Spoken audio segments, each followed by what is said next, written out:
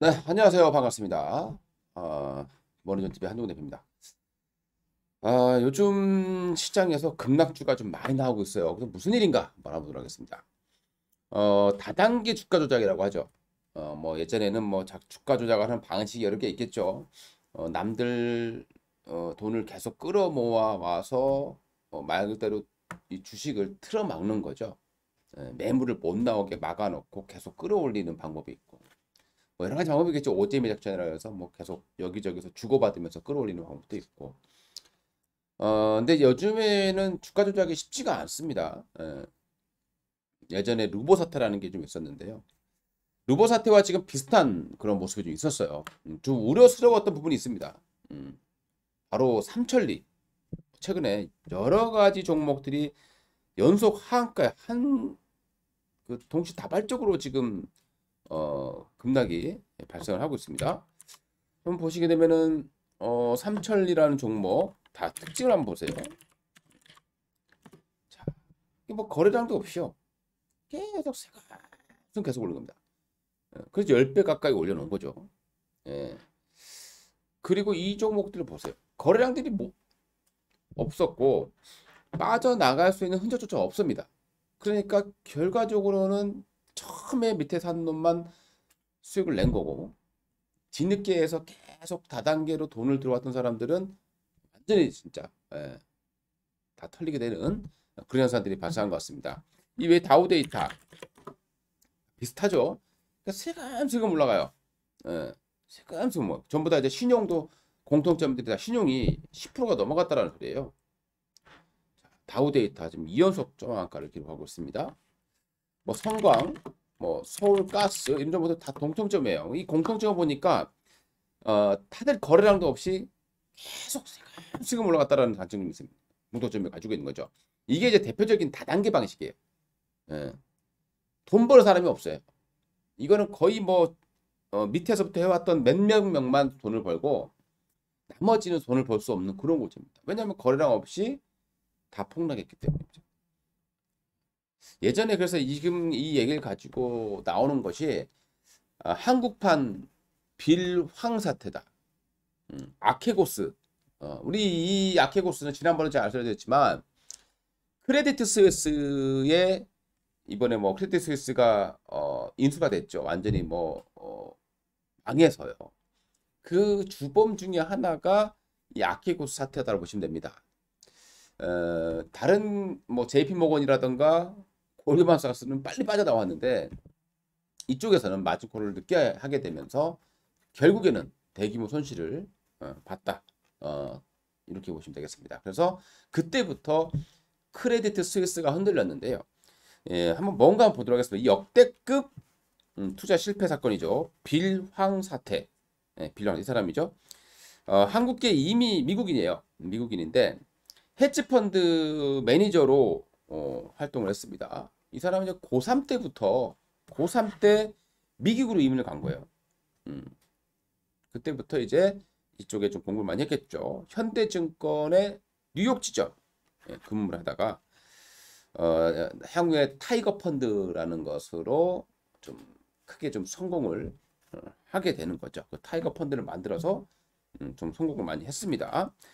이 비랑이라는 사람은 이제 목사죠. 아버지가 목사기 때문에 뭐 이런 투자를 할 때 하나님이 준 사명이라고 하면서 아케고스라는 그 이름으로 설립을 하게 됩니다. 자, 이 처음에는 엄청난 성공을 많이 거뒀었고요. 그리고 이 그 펀드에다 자금을 줬던 그런 사람들이 마진콜들을 많이 에, 했습니다. 근데 이 사태가 이제 망했던 이유 중에 하나를 보시게 되면 이 CFD라고 해요. 이 총수익 스와프라고 하는데 이거 같은 경우는 이제 예전에는 지금은 이제 이게 우리나라 같은 경우는 이제 지금 한 증거금리이 40%까지 올라가 있습니다만은요. 그러니까 주식을 사지 않는다라는 거죠. 그러니까 이 주주로 등록이 안 돼요, 이게. 그러니까 이 아케고스 사건도 주주로 등록이 안 됐던 거예요. 과거에 뭐 바이두라던가 미국의 빅테크 살 때 이게 누가 샀는지를 모르는 거죠. 어, 주주로 등록된 것이 아니라 이게 파생 상품이기 때문에 남의 걸 빌려와서 그때 당시 레버리지가 8배, 뭐 6배 이렇게 썼다고 합니다. 근데 이제 주가가 내려가기 시작하는 거죠. 그때 당시에 이 빌랑이라는 이 아케고스가 펀드에서 썼던 전략이요. 나쁘게 한 건 아니에요. 그러니까 숏을 지수에다 치는 거죠. 지수에. 그리고 주식을 매수를 하는 겁니다. 롱을 친 거예요. 그러니까 주식은 빠지고 지수는 올라가는 상태가 발생한 겁니다. 그래서 이제 마진콜 당했는데 이게 이제 안 되니까 여기저기서 먼저 골드만삭스라든가 먼저 바로 확 뺀 거죠. 그러면서 주가가 폭락을 했고 그때부터 약간 이제 이 CFD라는 이 사건이 수면 위로 드러났다. 이렇게 보시면 될 것 같습니다. 이때 당시에 이제 크레딧 스위스, 도이치뱅크 두 개가 발을 못 뺐어요. 늦게 뺀 겁니다. 그래서 이때 뭐 6조 원, 7조 원씩 손실이 발생해서 지금 크레딧 스위스가 망가졌다. 이렇게 보시면 될 것 같고요. 이때 바이두에 투자했을 때 바이두 주가도 많이 빠졌잖아요. 그죠? 이런 것들이 전부 다 이렇게 마진콜이 당할 수밖에 없었던 그런 구조로 보실 수 있겠습니다. 자, 근데 지금 우리나라에서 지금 이 최근에 급락했던 이 삼천리라던가 이런 종목들이요. 공통점이 뭐냐? 프랑스의 증권사인 소시에테 제네랄, 즉 SG 외국계 증권에서 나온 겁니다. 그러니까 이 CFD라고 하는 것은 우리나라 사람들이 샀더라도 외국계로 잡히게 되는 거죠. 창구는 이쪽을 사용하는 거니까. 근데 이쪽이다라고 얘기를 많이 합니다. 근데 그렇게 이해하기에는 반대매매다. 자, 이렇게 얘기하기에는 조금 애매한 것이 우리 반대매매 마진콜이라고 하는 것은 주가가 빠지면서 마진콜이 그 더 요구를 하는 거거든요. 근데 삼천리 같은 경우 보게 되면 이게 뭐 빠져나올 그런 하락 그게 없이 그냥 한 번에 하한가에 갔단 말이에요. 여기에서 벌써 요 정도 빠진 거 가지고 마진콜을 받았을 리는 없을 것 같은데 아무튼 워낙 레버리지가 많으니까 이게 그런 것 같아요. 다단계입니다. 다단계예요. 사람들을 계속 끌어모으는 거죠. 그리고 예전에 이제 이와 비슷한 사건이 어떻게 되냐 차트를 잘 보세요. 예전에 루보라는 사태가 상당히 있습니다. 여기 루보 차트거든요. 이때 루보라는 기업의 주가가 거의 한 1년 조금 넘는 사이에 열 몇 배가 올라갔습니다. 이게 급등을 한 게 아니에요. 이게 주봉 차트니까 찌끔찌끔 찌끔찌끔 이때 이제 보면 어떤 사태가 있었냐 바로 이제 이렇게 간 거죠. 제이유그룹의 부회장 이 측근들 이 사람들이 전문 트레이드를 영입을 하고 저축은행에서 자금 조달했다고 해요. 그리고 이제 그 외에 이제 사람들을 계속 끌어모으는 겁니다. 그럼 이제 지방에도 그렇고 뭐 이렇게 자금책을 만든 사람들이 있겠죠.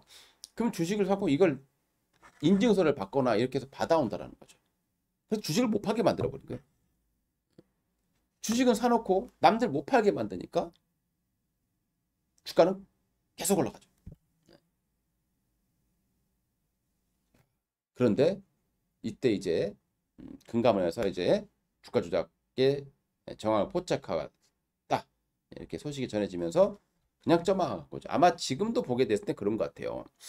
이게 뭐 우리 마진콜 이런 것보다는 이미 이 삼천이라던가 성광이라던가 다우데이터 지금 너무 비슷하게 올랐잖아요. 누가 봐도 다단계 주가 조작입니다. 그러니까 뭔가 지금 조사가 들어갔겠죠? 그래서 탈출한 거다 이렇게 보시는 게 조금 더 맞을 것 같아요. 그 흐름이 똑같잖아요. 알게 모르게 계속 올리는 거예요. 다단계입니다. 그리고 빠질 때 한 번에 그냥 팔 기회를 안 주고 그냥 이때 기록이 아마 열 몇 번 연속 하한가를 기록했다라고 보시면 되겠고요. 그러니까 이때는 15%가 안 되는 하한가 자체가 15% 정도밖에 안 되는 시점이었기 때문에 이렇게 많이 간 거고 지금 하한가 두 번이면 60% 이상 빠지는 거잖아요. 그죠? 그러니까 이미 뭐 옛날로 따지면 연속 하한가 한 6번 맞았다. 이렇게 보시는 게 맞겠죠. 지금 제2의 루보 사태가 근데 이때는 한 종목이었는데 지금은 엄청난 많은 종목이 이런 모습이에요. 동반입니다. 그러니까 다우데이터, 삼천리, 성광, 서울가스 약간 좀 시가총액이 그나마 컸던 기업이거든요. 이 루보라는 업체는 공장이 유렸어요. 그 당시 이게 시가총액 그 당시에 5천억, 7천억 갔던 기업의 그 공장이라는 겁니다. 그러니까 이게 참 기업의 매매형과 관계없이 올린 거고. 근데 삼천이라던가 와 이런 기업들은 우리 가스 굵직한 업체거든요. 그런데도 예, 이런 너무 필요 이상의 상승이 나오게 되면 주가는 하락할 수밖에 없다. 이렇게 보시면 될 것 같습니다. 자, 이게 뭘 의미하느냐? 그동안에 많이 올랐던 종목들의 지금 자금이 엑시트가 시작됐다는 거예요. 그러니까 에코프로, BM, 예, 엑시트가 나오겠죠 이제. 자, 그 다음에 LNF, 자, 그 다음에 금양 이런 기업들 있지 않습니까? 그동안에 많이 사실 이것도 나중에 분명히 보세요. 안 좋은 결과들이 분명히 나올 겁니다. 자, 그 다음에 뭐 여러 가지 뭐 어반리튬이라던가 말 그대로 다 네, 그런 상승이 나왔던 종목들이에요. 결국에는 주가는 상승이 나오게 되면 엑시트가 진행이 된다. 그 엑시트에 걸리게 되면 큰 손실이 불가피하다. 이렇게 봐야 될 것 같고요. 저는 그런 말씀 드립니다. 밑에서 올라가는 거 못 잡았다. 그냥 내 거 아니구나 라고 생각을 하시는 게 최고의 내 돈 지키는 주식은 여러분들 한두 번 하고 끝나는 게 아닙니다. 운 좋게 이런 거 잡아가지고 한번 수익 냈다고 칩시다. 주식 계속 해야죠. 그러려면 크게 손실 보지 않으면서 꾸준하게 주식 올라가야 되는데 이렇게 위험한 방식은 한 번에 크게 벌었다가 나중에 그 몇 배를 토해내는 그런 현상들이 발생하게 되는 거죠. 자, 여러분들 투자에 참고하셨으면 좋겠습니다. 원희존TV의 한동훈 대표였습니다. 감사합니다.